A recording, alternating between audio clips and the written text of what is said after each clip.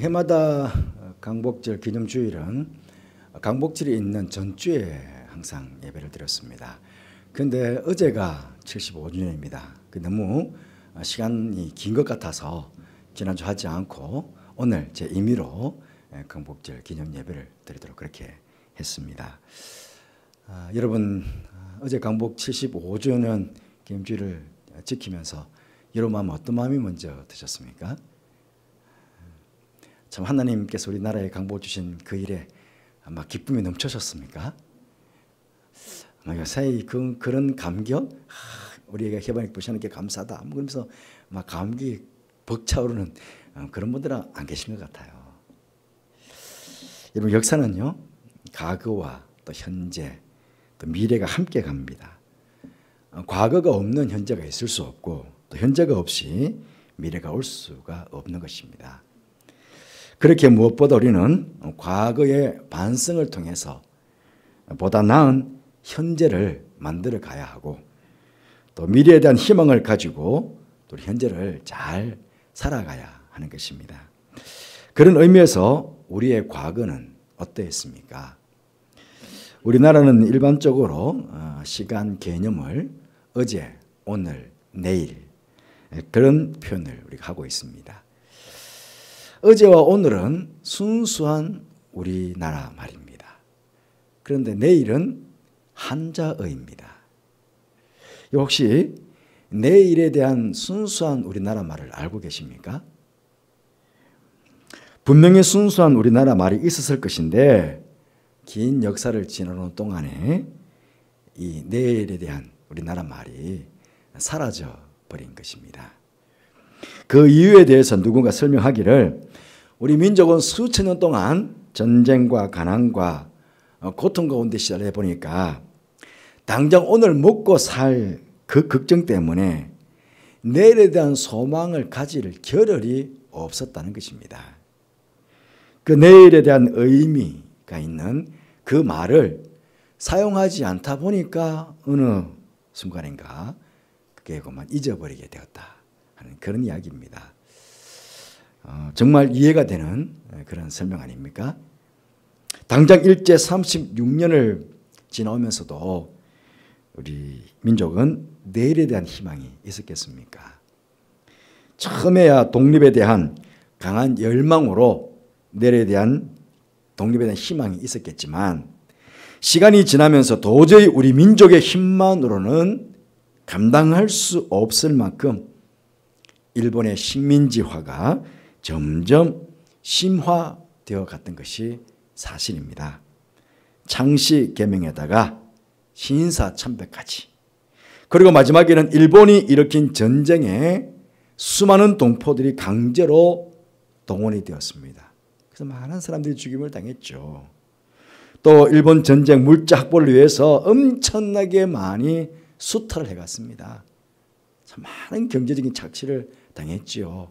우리 어르신들 그 이야기할 때 보니까 그 집에 있는 그릇들, 숟가락까지 다 거둬갔다 그렇게 말하지 않습니까? 그렇게 백성들의 삶이 점점 힘들어가는 그런 상황이었는데 불현듯 광복이 우리 민족에게 찾아온 것입니다. 그래서 75년 전에 사람들은 이 광복의 소식을 듣고 거리로 쏟아져 나왔으는 야 이게 꿈인가 생신가 서로 볼을 꼬집어 보기도 하고 부둥켜 안고 그렇게 좋아하지 않았겠습니까? 오늘 본문 1절에 나오는 이 시편의 기자가 고백했던 것처럼 아마 꿈꾸는 것 같았을 것입니다. 그 옛날 강대국 바벨론에 포로로 끌려갔었던 유대인들도 마찬가지입니다.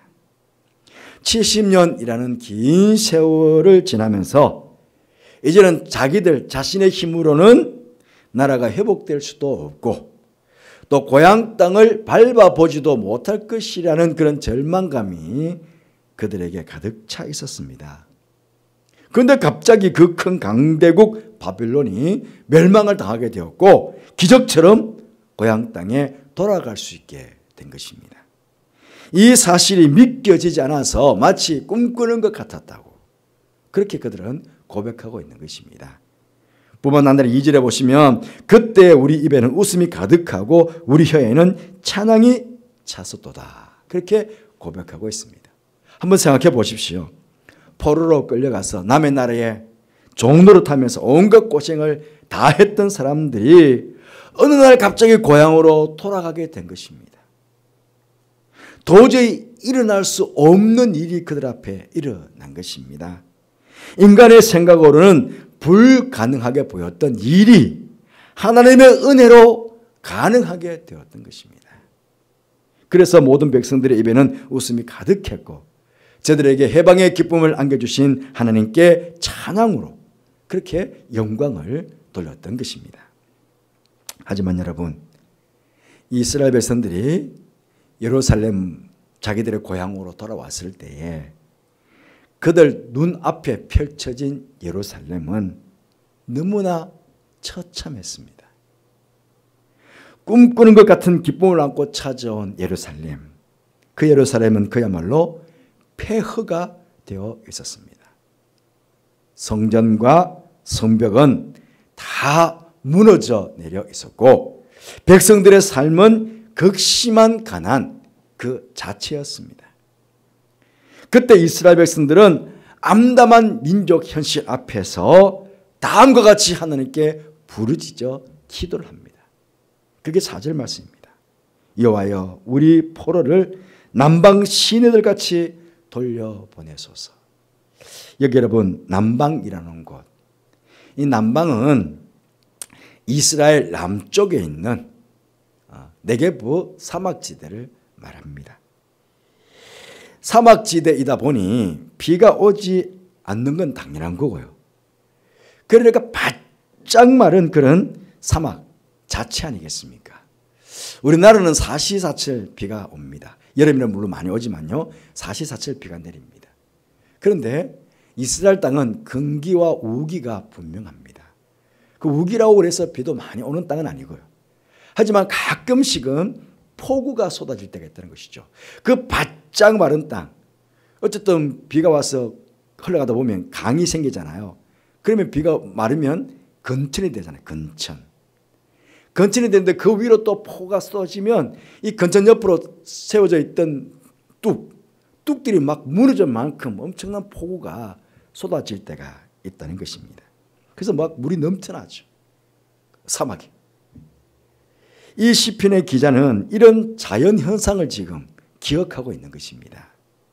지금 저들의 형편이 바짝 마른 남방의 시내들처럼 그렇게 비참한 삶이지만 비가 내리면 강둑이 무너질 정도로 물들이 풍성해지는 것처럼 그렇게 하나님께서 자신들에게 은혜를 넘치도록 풍성하게 베풀어 주시기를 그렇게 지금 간절하게 그들은 하나님께 기도를 하고 있는 것입니다.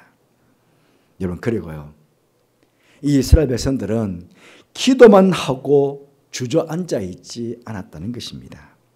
만약 그들이 5절 6절의 말씀처럼 눈물을 흘리며 씨를 뿌리지 않았다면 어떻게 되었을까요? 황폐해져 있었던 예루살렘을 바라보면서 낙담 가운데 그냥 주저앉아 버렸다면 어떻게 되었을까요? 아마 그들은 세상에서 가장 가난한 민족, 가장 비참한 민족은요 그냥 그렇게 살아갔을 것입니다. 그런데 저들은 미래에 대한 소망을 안고 울며 그들은 씨를 뿌리러 나아갔고 그 씨를 뿌렸던 것입니다. 이렇게 이스라엘 백성들이 하나님의 은혜를 간구하며 나아가 나라의 발전을 위해서 나라의 회복을 위해서 그렇게 씨를 뿌리러 나아갔을 때에 하나님께서는 또 한 번 그들에게 큰 일을 행하셨습니다. 바벨론에서도 큰 일을 행하셨고 또 예루살렘에 왔어도 하나님께서는 큰 일을 행하신 것입니다.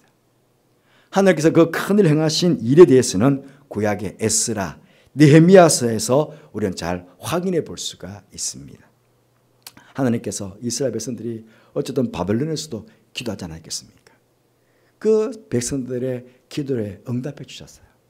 그래서 1차, 2차, 3차에 걸쳐서 백성들이 바벨론에서 예루살렘으로 귀환을 하게 됩니다. 그렇게 귀환을 할 때에 여러분 아시는 대로 스룹바벨, 에스라, 느헤미야와 같은 아주 믿음이 좋은 사람들을 지도자로 세워가지고 그 백성들을 잘 인도해 오게 하셨습니다.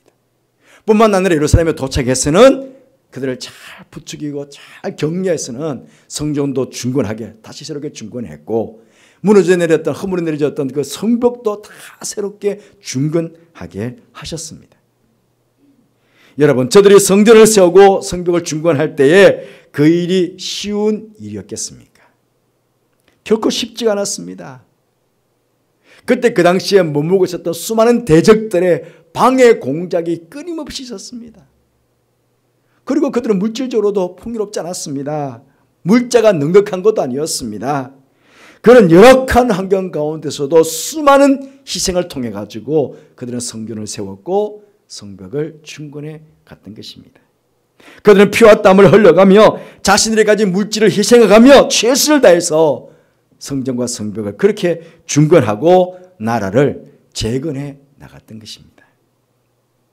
그런 가운데 그들 안에 있었던 노예 근성도 뽑아내고 민족 정신도 새롭게 하고 영적인 부흥을 그들은 이루어 갔던 것입니다. 그렇게 하나님께서 그들을 도우셨던 것입니다. 여러분, 우리 민족도 그렇지 않았겠습니까? 이스라엘 민족과 우리나라는 좀 비슷한 것 같아요. 하나님께서 큰 일을 행하셔서 우리 민족에게 광복의 기쁨, 해방의 기쁨을 맛보게 하셨습니다. 하지만 해방의 기쁨도 잠시 우리나라에는 곧 6.25 전쟁의 끔찍한 비극을 맞이했습니다. 온 나라가 잿더미가 되었습니다. 그래서 세계에서 제일 가난한 나라가 되었습니다. 그러나 우리 민족은 이 절망적인 현실 앞에서 주저앉아 있지 않았습니다. 힘차게 일어났습니다. 허리띠를 졸라매고 부지런히 일을 했습니다. 그때 우리 한국 교회도 정말 최선을 다했습니다. 모두가 살기 힘든 때 아닙니까? 살기도 힘든 가운데 있었지만 수많은 성도들이 불철주야 기도의 재단을 쌓았습니다. 나라와 민족을 위해 간절히 부르짖으며 기도했고 우리 민족도 잘 살 수 있다는 민족 정신을 사람들에게 일깨워 주었습니다. 하나님께서는 이런 우리들을 사랑하셔서 다시 한번 큰 일을 행하셔서 세계의 10번째로 잘 사는 나라가 될 수 있도록 이 민족 가운데 큰 일을 그렇게 행하셨던 것입니다. 그렇다면 여러분, 현재 우리 모습은 어떻겠습니까? 어떻습니까? 여러분 어떻습니까? 지금 우리가 느끼고 있는 현실은 모든 것이 바짝 말라있는 네게브 사막처럼 모든 것이 실망스럽지 않으십니까? 코로나19나 홍수 때문만은 아닙니다. 어제, 오늘의 일도 아닙니다. 언제부턴가 우리나라는 정치, 경제, 사회, 문화, 도덕, 윤리, 교육, 종교계까지 무엇 하나 우리 마음을 시원케 하고 우리 입가에 웃음을 짓게 하는 것이 없는 것 같습니다. 지금은 모든 것이 다 무너지고 있는 것 같습니다. 여러분, 어디서부터 잘못된 것일까요? 누가 지금 잘못하고 있는 것일까요? 지금 정치권에서는 내 탓이 아니라 모두가 지금 상대방 탓만 지금 하고 있는 실정입니다.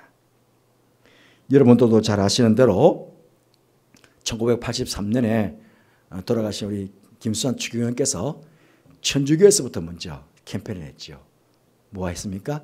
내 탓이요 라는 캠페인을 시작했습니다. 한동안 내 탓이요 라는 말들 참 많이 했지요.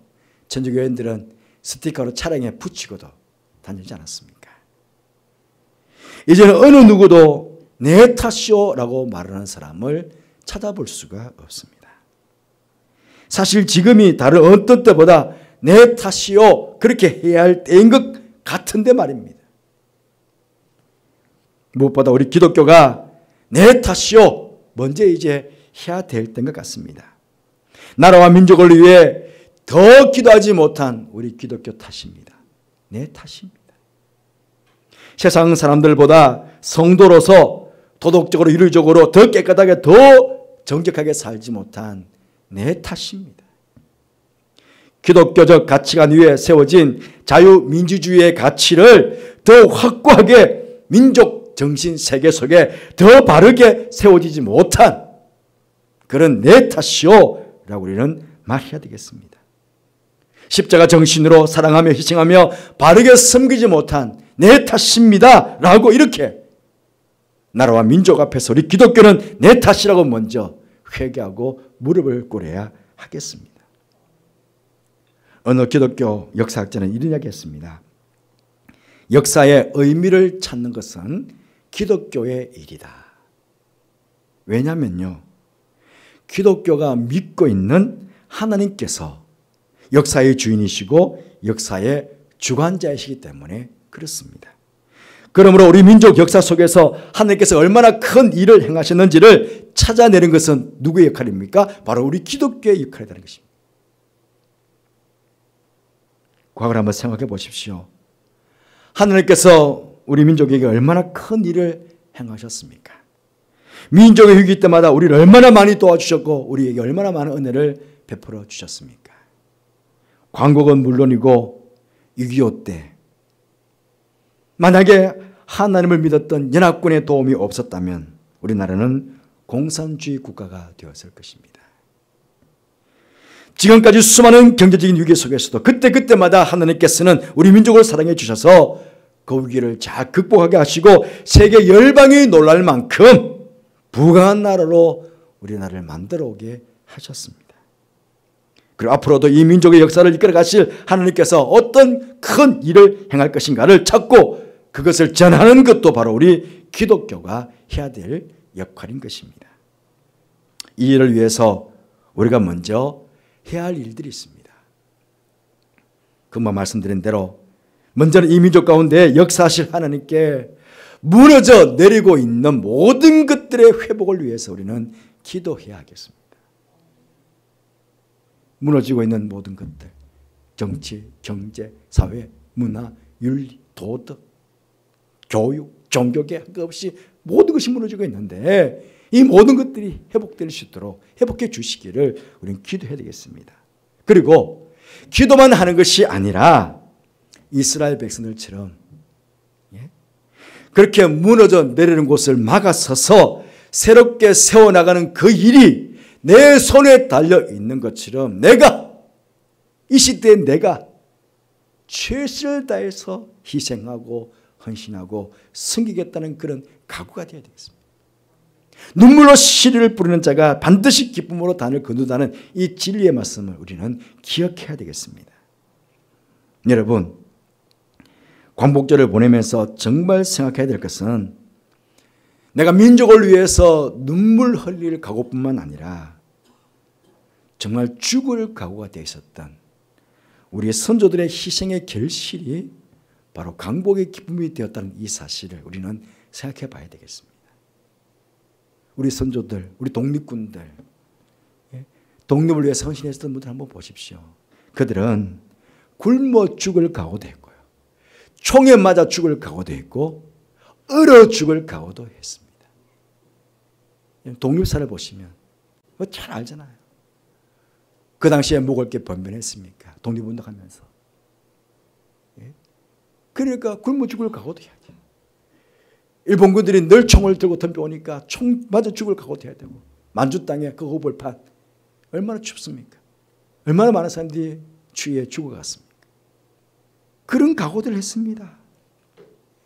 우리가 아는 대로 독립선언서 33인물이 작성했다고 하지만 이 33명은 어떤 분들입니까? 독립운동하면서 내가 먼저 죽겠다. 내가 먼저 죽겠다고 각오한 사람들 중에 제일 먼저 죽을 사람, 누가 먼저 죽을 거냐? 그걸 택하다 보니까 내가 먼저 죽겠소, 내가 먼저 죽겠소. 그렇게 제일 먼저 모였던 사람들이 33명이라는 것입니다. 내가 먼저 죽겠다고 모인 사람들이 33명. 가장 먼저. 그 중에서도 우리 기독교인들이 16분이 되지 않습니까? 사랑하는 성도 여러분, 광복은 하나님께서 우리 민족에게 주신 큰 선물이었습니다. 사람의 힘으로 되는 일이 아니었습니다. 하나님만이 하실 수 있는 가장 큰 일을 하나님께서 행하신 것입니다. 그러나 하나님께서 이루신 그 큰 일에도 희생의 제물들이 있었다는 것입니다. 바로 우리 선조들의 피와 땀과 눈물과 고귀한 생명의 희생, 이 모든 것들이 다 희생의 제물이 되었다는 것입니다. 그렇게 우리는 해마다 맞이하는 이 광복절을 단지 기념만 하는 광복절이 아니라 이 민족을 생각하며 내가 이 시대에 더 많은 기도와 눈물과 땀의 희생을 해야 되겠다, 그렇게 각오를 새롭게 다지는 그런 날들이 되어야 할 것입니다. 그러할 때 하나님께서 이렇게 민족 가운데 내가 이 시대에 더 많이 기도하고 더 눈물과 땀으로 희생하고 그렇게 섬겨야 되겠다고 각오하는 이런 우리들을 통해 가지고 하나님께서 큰 일을 행하실 것입니다. 이 나라에 무너져 내리는 것을 다시금 새롭게 세워주실 것이고, 나누어져 있는 남과 북이 하나의 통일국가를 이루어나가는 그 일이 앞당겨지게 할 것이고, 세계 열방 가운데 사랑과 복을 나눌 수 있는 그런 축복된 나라로 우리 나라를, 이 민족을 우뚝 세워주실 것입니다.